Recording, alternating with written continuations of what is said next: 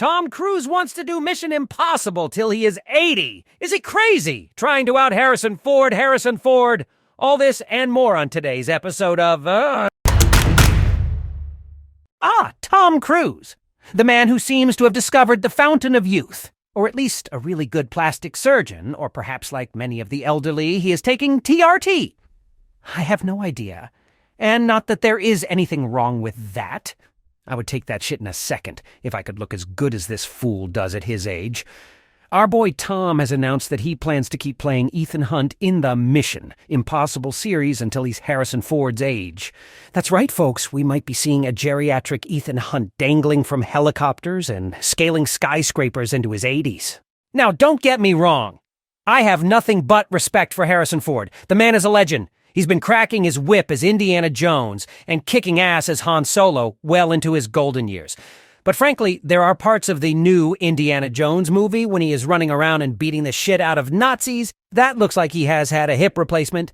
And I swear to God, under the explosions and dramatic score, I heard the crinkle of Depends' personal dignity undergarments, which makes it all the more incredible, the stuff he did in that movie.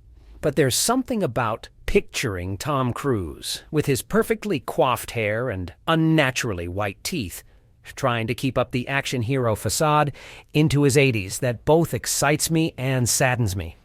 I have no doubt that we will have Mission Impossible films in 20 years.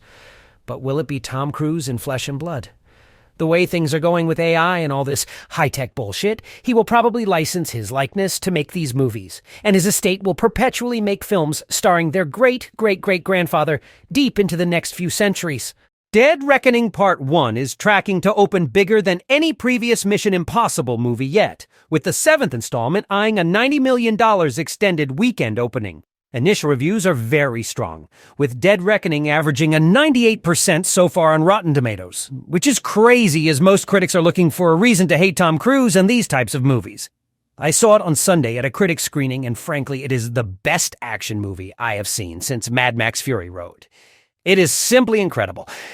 It is probably the first movie in a long time that I am actually going to go see again in a theater. So, here's to Tom Cruise, the man who might just redefine what it means to be an action hero. I, for one, can't wait to see a 80-year-old Ethan Hunt, dentures gleaming in the sun, as he parachutes out of the second floor of an assisted living residence and chasing down some bad guys in a mobility scooter. After all, age is just a number, right?